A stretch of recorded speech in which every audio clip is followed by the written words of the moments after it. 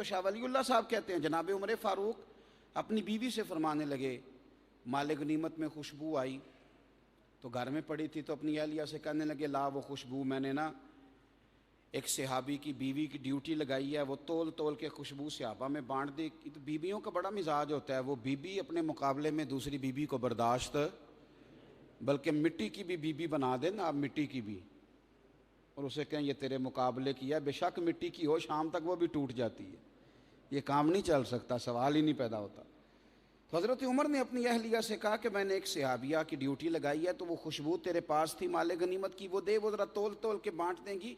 तो हज़रत उमर की अहलिया नाराज़ हो गई, कहने लगी मुझे नहीं बांटनी आती। वो कौन होती है बांटने वाली? यानी देवरानी को ज़्यादा पता है कोई, यानी मुझे नहीं आता ये काम, आप मुझे दयानतदार नहीं समझते? तो जनाब उमर फरमाने लगे, ओ भली मानस, ये नहीं बात, मसला ये नहीं कि तू दयानतदार नहीं, मसला ये है कि जब तू बांटेगी तो खुशबू तेरे दुपट्टे को भी तो लग जाएगी ना, तो उसका भी तो हिसाब देना ना अल्लाह की बारगाह। तो मैं नहीं चाहता कि तू तेरे दुपट्टे और हाथों को खुशबू लगे और मैं इतनी बारीकी से माल गनीमत का माल बांटते कि बंटते वक्त भी वो हमारे खुशबू हाथों को, लेकिन वही उम्र है, माल आया बट रहा है। शाह वलीउल्लाह साहब ने लिखा है माल बट रहा है, और माल बट रहा है खिदमत देख के, बदरी सहाबा से लेके जिनकी खिदमत दीन के लिए ज़्यादा उन्हें माल मिलेगा। आ जाओ जी, सारे सहाबा पहुँच गए, 500-500 दिनार सबको दे दिए। हज़रत अब्दुल्ला इब्न उमर, हज़रत उमर के साहिबजादे भी शामिल हैं, उनको भी 500 दिनार मिल गया। इमाम हसन और हुसैन ना बदर में शामिल थे ना उहद में शामिल थे, वो छोटे थे, अब वो भी आ गए। तो खिदमत देख के दिया जा रहा था, खिदमत देख के। ज़रूरी नहीं हर जगह ही हम नवाब बन के फिरते रहें, हर जगह ही हम कहें कि मैं तो बड़ा पढ़ा लिखा हूँ, हर जगह ये दावा किया जाए कि नहीं मैं बड़ा संजीदा हूँ, मैं ताजर हूँ। कुछ जगह ऐसी होती हैं जहाँ चुप करके झुक जाना चाहिए, जहाँ गर्दन झुकानी चाहिए वहाँ गर्दन झुकाने में ही नफ़ा होता है। हज़रत उमर फ़ारूक वो बंदा जो अपनी बीवी को कहते हैं कि हाथों को भी खुशबू ना लगे, लेकिन माल बांट रहा है, बाकियों को 500-500 दिनार। हसनैन करीमैन भी आ गए, हज़रत फ़ारूक आज़म ने उनको 1000 दिया। हज़रत अब्दुल्ला इब्न उमर रज़ी अल्लाह तआला अन्हु घर जाके कहने लगे अम्मा से कि अब्बा अजीब काम करते हैं, कभी तो एक एक तोले और माशे का हिसाब रखने लगते हैं, और आज ये पोजीशन है कि कह रहे थे मैं खिदमत देख के दूंगा, तो मुझे दिया 500, हालांकि मैं बदर में भी था, ओहद में भी था। और हसनैन तो उन दिनों बच्चे थे, मदीना शरीफ की गलियों में खेलते थे, और हसनैन को 1000 दिया, ये क्या माना हुआ? तो हज़रत उमर ने पता चला तो फरमाया बुलाओ ना ज़रा अब्दुल्ला को। अहलिया कहने लगी नहीं, उस बेचारे ने तो वैसे ही बात की थी। तो मैं नहीं, बुलाओ, आप मेरी बात को समझे, हमने तो मज़ा ख़राब कर लिया अपना, हमारा मज़ा ख़राब हो गया, हम तो ताज़ा लोग नहीं, हम तो एक रस्म समझ के। अभी मैंने एक जगह मगरिब की नमाज़ पढ़ी है तो वहाँ ऐलान हुआ है, अभी एक जगह ऐलान हुआ अभी कि जनाब कल ख़त्म शरीफ दिलाना है तो सारे अपना अपना हिस्सा डालो। मसलन क्या ख़त्म 2 लाख का दिलाना है, यानी अहले बैत नबूवत के नाम पर अभी भी हम 100 जमा करने का मिजाज रखते हैं। नाराज़ ना होना मेरी बात पर, आप अल्लाह आपको जज़ाए खैर अता फरमाए, अल्लाह आपको जज़ाए खैर अता फरमाए। यहाँ क्यों ऐलान होगा, यहाँ तो मामला ही और तरह का है। मैं तो मिसाल दे रहा हूँ आपको समझाने के लिए। मेरे अर्ज़ करने का मकसद ये है कि हज़रत सैयदना उमर फ़ारूक रज़ी अल्लाह तआला अन्हु ने ना अपने साहिबजादे से एक बात की। इंसान का ना कुछ ज़ौक़ भी होना चाहिए।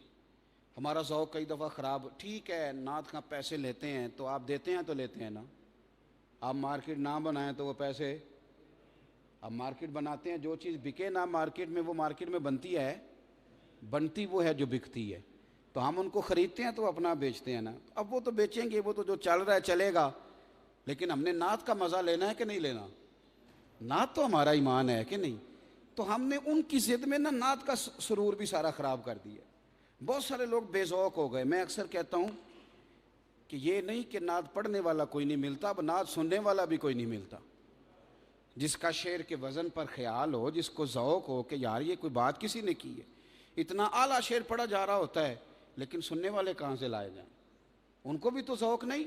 तो मेरे अजीज़ बात पे तवज्जो करना, हज़रत फ़ारूक आज़म ने अपने साहिबजादे को बुलाया जो उसूल है वो अपनी जगह पे है और जो अकीदत है वो अपनी जगह पे है। फरमाने लगे ये तूने क्या कहा, ये तूने क्या कहा कि हसनैन करीमैन को ज़्यादा दिया और वो उन दिनों बच्चे थे और मैं खिदमत करता था। जनाब फारूक आज़म जैसा आदमी निस्बतों की बात करते हैं तो लगता है कि बिल्कुल जो तरीकत में महब फ़कीर होता है उस तरह की गुफ्तगू शुरू कर देते हैं। फरमाने लगे पुत्र ये बता, तेरी खाला का नाम भी उनमें कुलसूम, रुकैया और ज़ैनब है। ये बता कि क्या तेरी माँ का नाम भी फातिमा ज़हरा है, तेरे वालिद का नाम भी अली उल मुर्तज़ा है। पुत्र बोल, क्या तेरी नानी भी खतीजा है, क्या तेरे नाना का नाम भी मोहम्मद मुस्तफ़ा है। हज़रत उमर फ़ारूक फरमाने लगे बाकियों को खिदमत देख के दिया है, उन्हें मैंने निस्बत देख कर दिया है। और हज़रत शाह वलीउल्लाह साहब कहते हैं ये हज़रत उमर की ये तकरीर, हज़रत मुफ्ती साहब सबक पढ़ाते हैं तो हमारे जो दरस निज़ामी के असातिज़ा होते हैं ना, वो किसी इबारत पर तकरीर करते हैं, वो उस पर कहते हैं ये मैंने इस पर मैं ये तकरीर करने लगा, मेरी इस पर ये तकरीर है। तो ये हज़रत उमर की भी एक तकरीर थी अपने बच्चे को समझाने के लिए। ये भी वो एक निस्बत और ख़िदमत की इबारत समझा रहे थे। तो ये तकरीर पहुंच गई मौला अली तक, बात घर के अंदर हुई। अब चले मुझे यहाँ भी एक बात क्या ही लेने दें, अकीदत भी छुपा नहीं करती। आप घर के अंदर बैठ के भी करें तो ज़माने को पता लग ही जाता है। हाँ, जो किसी दा आशक हुए वो गल उसे दी करदा ते 100 मकर बहाने करके। मेरा दिल करता है किसी दिन खड़ी शरीफ जावां तो मियाँ साहब ने पूछा मकर करने जायज़ ने, कि मियाँ साहब कहते हैं 100 मकर बहाने करके, लेकिन वो पीछे जो उनकी बात है ना वो बताती है कि ये मकर भी मजबूरी है। जो किसी दा आशक होवे गल उसे दी करदा है, कभी मकर भी उन्होंने करना पैंदा है, क्योंकि आशक जो होया 100 मकर बहाने करके ते ओदे ही मरने मरदा है, ओदे ही मरने मरदा है, ये मजबूरी हो जाती। तो ये तकरीर पहुंच गई हज़रत मौला अली शेर खुदा तक। तो हज़रत अली तकरीर सुन के बड़े राज़ी हुए, बड़े खुश हुए। फरमाने लगे ऐसे तो नहीं ना, मैंने ख़ुद अपने कानों से सुना है, मेरे महबूब ने फरमाया था उमर अहले जन्नत के चिराग हैं। ऐसे तो नहीं ना हुजूर ने चिराग कह दिया, मैंने खुद सुना है हुजूर से कि चिराग हैं। अब ये हज़रत अली का कौल हज़रत उमर तक पहुंच गया। देखें वहाँ तो मोहब्बत की बातें एक दूसरे तक जाती थी, रुहमाउ बैनहुम, और यहाँ लोग कहते हैं कि उनकी माज़अल्लाह इख्तलाफात चलते थे। हज़रत सैयदना अली उल मुर्तज़ा शेर खुदा की बात पहुँची तो जनाब उमर फ़ारूक खुद चल के आए, कहने लगे अली आपने ये कहा है कि मैं अहले जन्नत का चिराग हूँ। फरमाने लगे मैंने कहा नहीं, मैंने हुजूर से सुना है। तो हज़रत उमर कहने लगे फिर इस तरह करें, अपनी गारंटी के साथ ये मुझे लिख के दे दें, अपनी गारंटी के साथ लिखना कि मैं ज़ामन हूँ, साथ अपनी गारंटी डाल लेना। तो हज़रत मौला अली फरमाने लगे मैं अपनी गारंटी देता हूँ कि मैंने अपने कानों से सुना है कि मेरे महबूब ने फरमाया कि उमर अहले जन्नत के चिराग है।